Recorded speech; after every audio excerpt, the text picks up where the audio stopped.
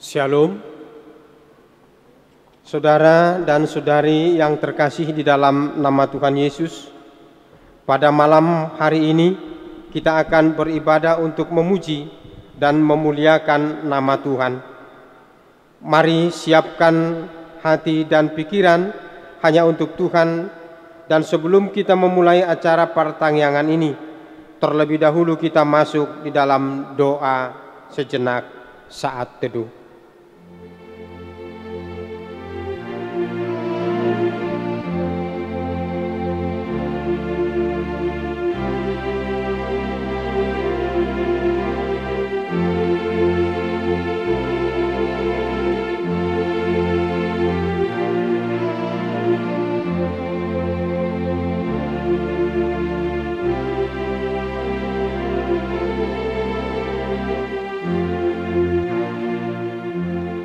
Amin. Kita puji Tuhan.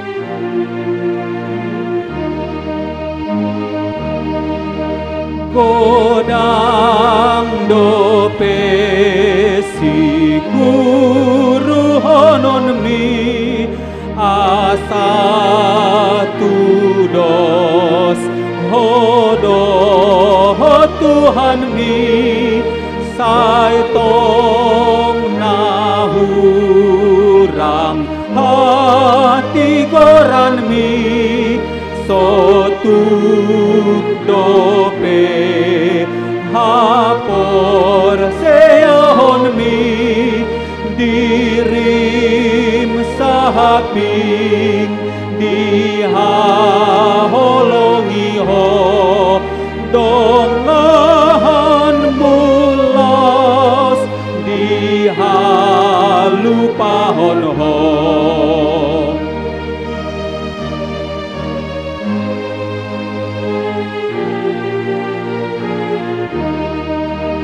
Tuhata Yesus tiruan mudo naholong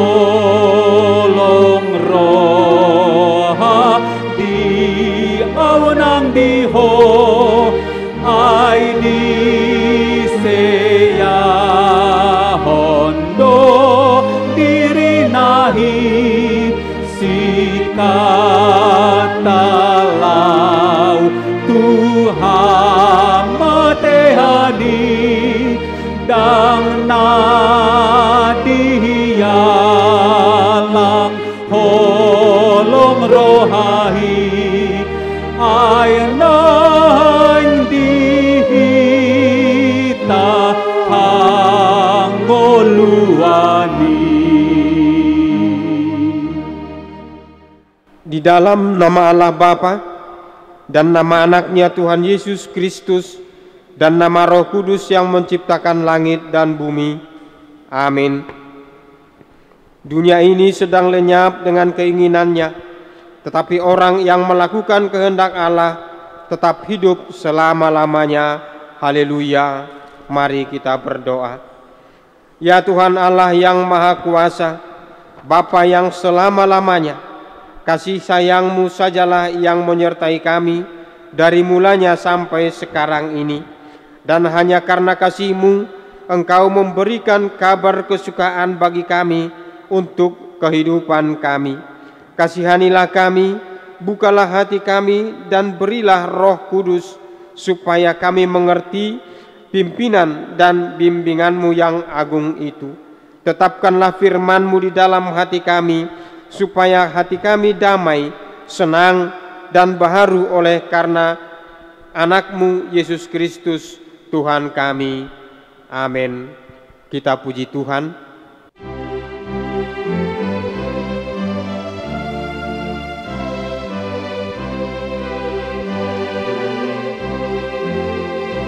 Jehovah pandongani dina porseyahi ibana patuduhon na mangsi dalanan mi asa marolo polop ho di ujung nai ibana dodonganmu nuai nahang sogoti. Marilah kita mendengar firman Tuhan, epistel pada malam ini yang tertulis dalam kitab Yeremia 29 ayat yang pertama sampai dengan yang ke-7. Marilah kita membacanya secara bergantian. Beginilah bunyi surat yang dikirim oleh Nabi Yeremia dari Yerusalem kepada tua-tua di antara orang buangan, kepada imam-imam, kepada nabi-nabi, dan kepada seluruh rakyat yang telah diangkut ke dalam pembuangan oleh Nebukadnezar dari Yerusalem ke Babel. Itu terjadi sesudah Raja Jekonya beserta Ibu Suri, pegawai-pegawai istana, pemuka-pemuka Yehuda dan Yerusalem, tukang dan pandai besi telah keluar dari Yerusalem. Surat itu dikirim dengan perantaraan Elasa bin Safan dan Gemaria bin Hilkiah, yang ditulis oleh Sedekia Raja Yehuda ke Babel kepada Nebukadnezar Raja Babel.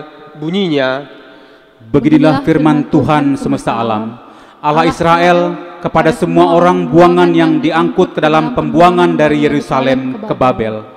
dirikanlah rumah untuk kamu diami, buatlah kebun untuk kamu nikmati hasilnya. Ambillah istri untuk memperanakkan anak laki-laki dan perempuan. Ambilkanlah istri bagi anakmu laki-laki dan carikanlah suami bagi anakmu perempuan, supaya mereka melahirkan anak laki-laki dan perempuan, agar di sana kamu bertambah banyak dan jangan berkurang. Usahakanlah Kesejahteraan kota kemana kamu aku buang, dan berdoalah untuk kota itu kepada Tuhan, sebab kesejahteraannya adalah kesejahteraanmu. Demikianlah firman Tuhan. Berbahagialah orang yang mendengarkan firman Allah serta memeliharanya. Amin. Kita puji Tuhan dari Kidung Jemaat nomor 365A ayat 4.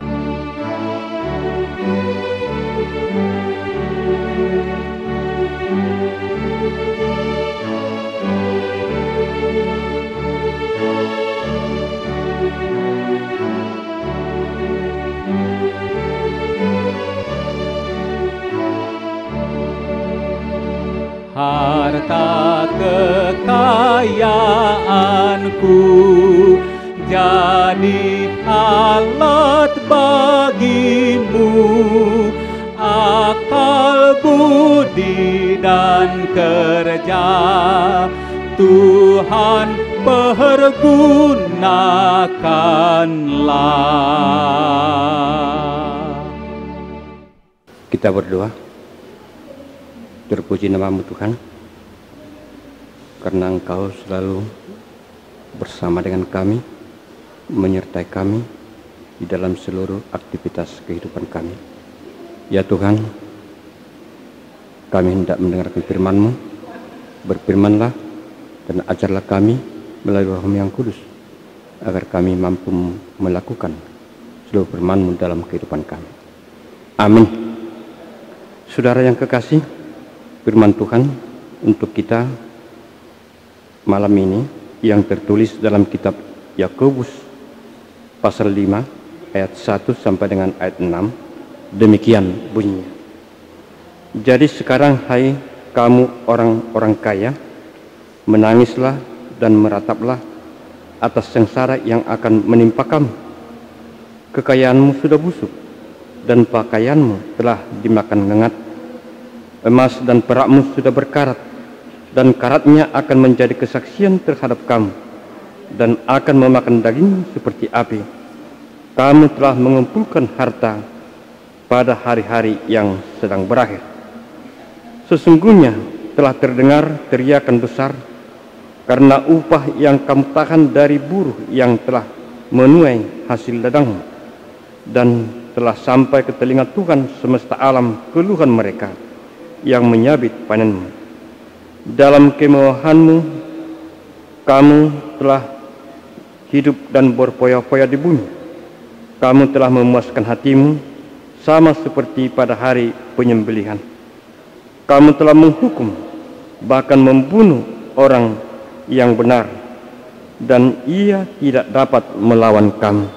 Demikian firman Tuhan. Saudara yang kekasih, melalui firman Tuhan yang kita dengar pada malam ini, kita dihantar tentang 3 hal. Yang pertama, kaya namun melarat. Saudara-saudara, memiliki harta dan kekayaan yang melimpah bisa dibilang menjadi keinginan setiap orang, dan tidak sedikit orang yang beranggapan bahwa tolak ukur kesuksesan seseorang adalah ketika dia memiliki banyak harta. Tetapi kita harus mengingat satu hal, bahwa memiliki harta yang melimpah tidak selalu membuat pemiliknya bahagia. Sebab terkadang harta yang melimpah justru bisa membuat seseorang merasa angkuh dan tidak bersyukur di dalam hidupnya. Jadi meskipun seseorang memiliki banyak sekali kekayaan, bisa saja orang itu akan terus merasa kekurangan dan hatinya tidak pernah terpuaskan. Dalam nats ini Yakobus mengingatkan para tuan tanah agar mereka memiliki tanggung jawab sebagai tuan kepada para pekerja upahan yang mengolah tanahnya. Para tuan tanah harus menyadari bahwa harta yang dimilikinya tidak terlepas dari hasil kerja para buruhnya. Yakobus tidak menyalahkan kita untuk menabung, sebab menabung adalah tindakan yang bijaksana untuk masa depan. Yang menjadi masalah adalah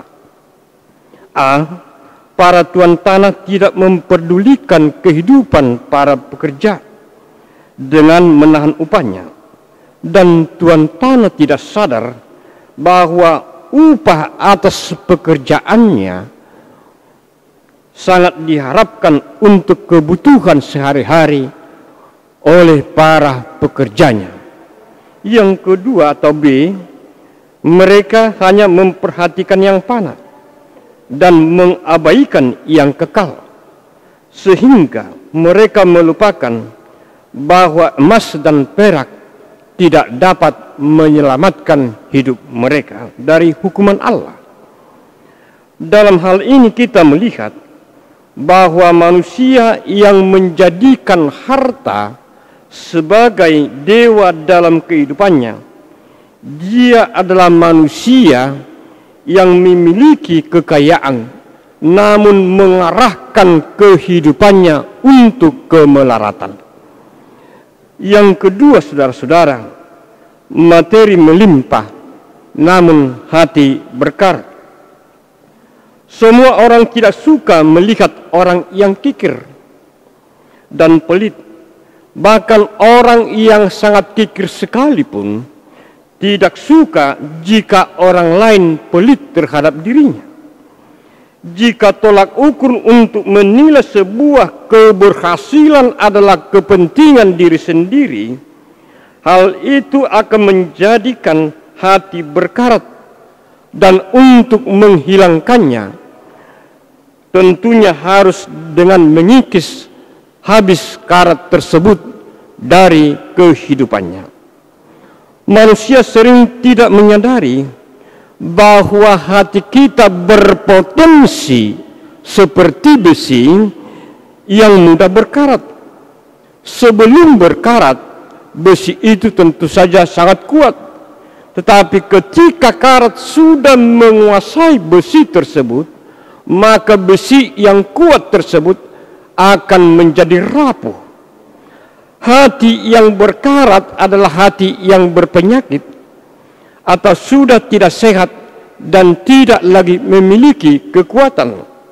Agar hati tidak berkarat, maka solusinya adalah tetap menjadikan firman Tuhan menjadi cerminan hidup atau cerminan kehidupan, di mana kemauan mendengarkan serta diingatkan untuk melakukan firman Tuhan, maka hidup akan bercahaya dan bermakna.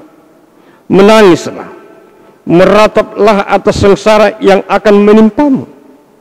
Demikian Rasul Yakobus mengingatkan derita yang akan menimpa bila hati tidak lagi diisi oleh kasih Tuhan.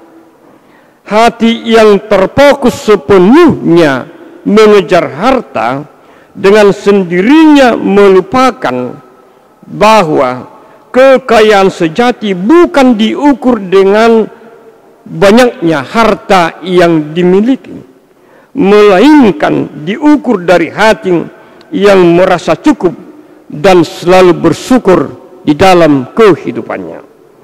Yakobus mengingatkan agar jangan membiarkan sifat yang mementingkan diri sendiri mendominasi hidup kita. Sebab bila hal itu yang terjadi, manusia tidak akan merasa enggan untuk menindas sesamanya yang lemah. Yang terakhir, saudara-saudara, sejahtera bersama, persekutuan indah. Topik Minggu 15 November 2020 adalah mewujudkan kesejahteraan bersama. Saudara yang kekasih, kesenjangan akan hilang dengan hadirnya keadilan serta kepedulian. Sebaliknya, kesejahteraan akan bertumbuh ketika keserakahan itu hilang dari hati. Bila kita ingin kesejahteraan itu hadir di tengah-tengah persekutuan kita, jadikan firman Tuhan pemegang kendali kehidupan. Jangan biarkan materi dunia ini menggerogoti pikiran dan niat baik dari kehidupan atau dari kehidupan kita. Dalam kitab Matius 6 ayat 19 sampai 21, Tuhan Yesus berkata, "Janganlah mengumpulkan harta di bumi. Di bumi lengat dan karat merusakkannya, dan pencuri membongkar serta mencurinya. Tetapi kumpulkanlah bagimu harta di sorga. Di sorga lengat dan karat tidak merusakkannya, dan pencuri tidak membongkar serta mencurinya. Karena di mana hartamu berada, di situ juga hatimu berada." Amin. Kita berdoa.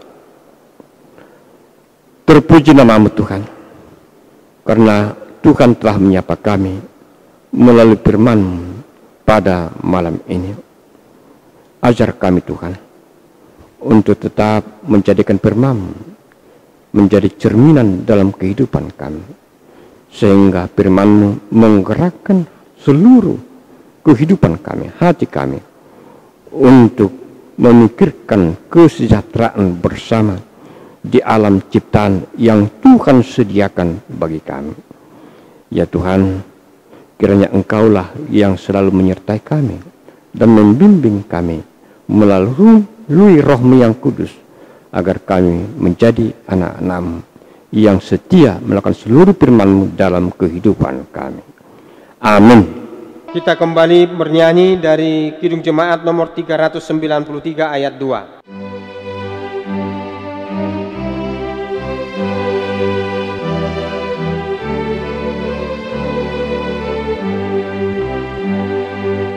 Sanak saudara dan teman, Kau beri kepadaku berkat terindah ialah ku jadi anak-Mu. Terima kasih ya Tuhanku atas keselamatanku. aku, padaku telah kau beri hidup bahagia abadi. Kita berdoa. Bapa di sorga, yang kami sembah hanya di dalam nama Tuhan Yesus Kristus, Tuhan Juru Selamat kami. Kami patut bersyukur Tuhan atas segala berkat dan anugerah-Mu di dalam kehidupan kami. Tuhan telah memberi napas kehidupan bagi kami. Bapa di sorga, kami juga bersyukur Tuhan atas Roh Kudus yang telah menerangi pikiran dan jiwa kami, di mana pada malam hari ini kami berkumpul memuji dan memuliakan nama Tuhan, mendengar firman Tuhan. Bapa di sorga, firman-Mu yang telah ditaburkan hamba-Mu mengingatkan kami kembali agar kami jangan hidup di dalam kesenjangan, tetapi kami akan hidup di dalam saling menolong dan patut bersyukur di dalam situasi dunia, di dalam pandemi COVID-19. Tuhan masih memberikan yang terbaik di dalam kehidupan hamba-hamba-Mu. Bapa di sorga, segala kebaikan Tuhan tidak bisa kami timbang. Karena kebaikan Tuhan kami memperoleh kesejahteraan. Bapa di sorga, kami juga berdoa pada malam ini untuk saudara-saudara kami yang tidak dapat berkumpul bersama dengan kami mendengar firman Tuhan. Kami tidak tahu Tuhan, kenapa mereka tidak dapat bersama kami? Apakah mereka dalam keadaan sakit, di rumah atau di rumah sakit? Semuanya mereka akan kami serahkan ke tangan pengasihan Tuhan. Berkati obat yang dikonsumsi mereka, berkati para medis, berkati keluarga. Juga kami berdoa Tuhan bagi keluarga kami yang di dalam duka, berikan roh penghiburan agar mereka memperoleh penghiburan yang dari Tuhan saja.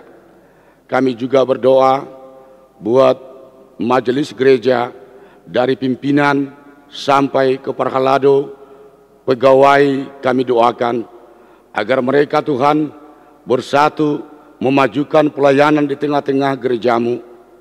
Kami juga berdoa buat negara kami di dalam situasi pandemi COVID-19, terkhusus Tuhan kota Jambi. Kami tahu semakin semarak perkembangan COVID-19 di tengah-tengah masyarakat. Tuhan, jangan biarkan mereka ketakutan, tapi Roh Kudus-Mu akan bersemayam di hati dan di pikiran mereka, agar mereka semakin mengenal kasih setia Tuhan yang melindungi kehidupan kami. Bapa di sorga, sebentar Tuhan akan berakhir ibadah pertanyaan kami malam ini. Tetapi berkat Tuhan tidak akan pernah berakhir di dalam kehidupan kami. Juga Tuhan, kami berdoa buat keluarga yang telah menyediakan rumah untuk tempat kami memuji dan memuliakan nama-Mu. Berkati mereka Tuhan di dalam pekerjaannya, juga anak-anak di dalam pendidikan, kesehatan, pekerjaan, agar mereka semakin mengenal betapa besar berkat Tuhan di dalam kehidupan mereka. Bapa di sorga, kami tahu Tuhan, kami tidak bisa melangkah kalau bukan Tuhan yang mengarahkan langkah kehidupan kami. Oleh karena itu, semakin tuntun, semakin arahkan langkah kehidupan kami, akan kami semakin mengenal berkat Tuhan, dan kami semakin bersyukur dan berterima kasih di dalam kehidupan ini. Terima kasih Tuhan, ampuni segala dosa-dosa kami, agar kami layak berdiri tegak menghadap kehadapan-Mu untuk menerima segala berkat yang akan Tuhan limpahkan di dalam kehidupan kami. Terimalah doa kami yang kami panjatkan hanya di dalam nama Tuhan Yesus Kristus, Tuhan Juru Selamat kami. Amin. Saudara yang kekasih, mari kita puji Tuhan dari buku ND nomor 424 ayat 2 dan ayat 4.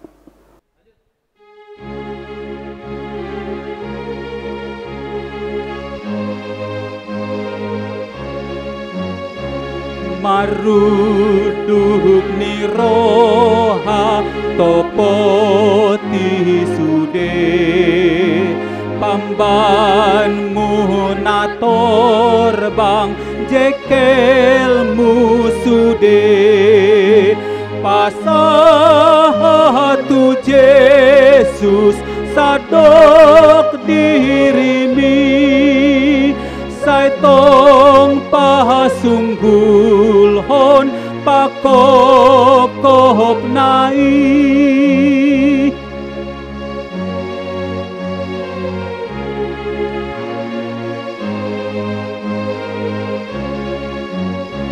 Tarsor ho mardosa manurut lomom tungunang dadati say alolakam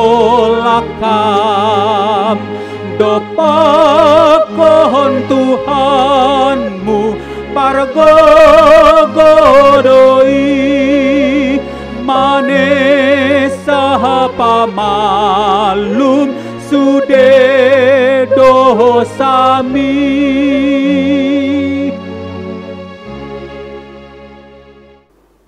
Marilah kita berdoa untuk menyerahkan persembahan kita kepada Tuhan. Ya Allah Bapa kami yang di surga, kami mengaku bahwa Tuhan adalah sumber dari segala karunia yang melimpah dalam kehidupan kami masing-masing. Sebahagian daripada karunia itu kami serahkan kembali sebagai persembahan kepada Tuhan. Terimalah dan berkatilah persembahan umat-Mu ini, agar dapat kami pergunakan untuk pekerjaan dan pelayanan kerajaan Tuhan di dunia ini. Bukalah hati kami untuk mengenal betapa banyak berkat dan karunia yang kami peroleh dari Tuhan, supaya kami senantiasa bersyukur kepadamu. Di dalam nama Yesus Kristus Tuhan kami. Amin. Marilah kita sama-sama mengucapkan doa Bapa kami. Bapa kami yang di surga, dikuduskanlah nama-Mu. Datanglah kerajaan-Mu, jadilah kehendak-Mu di bumi seperti di surga. Berikanlah kami pada hari ini makanan kami yang secukupnya, dan ampunilah kami akan kesalahan kami, seperti kami juga telah mengampuni orang yang bersalah kepada kami. Dan janganlah membawa kami ke dalam pencobaan, tapi lepaskanlah kami daripada yang jahat. Karena Engkau yang mempunyai kerajaan dan kekuasaan dan kemuliaan sampai selama-lamanya. Amin. Anugerah Tuhan kita Yesus Kristus dan kasih Allah Bapa dan persekutuan Roh Kudus kiranya beserta dengan kita sekalian. Amin. Amin. Amin. Amin.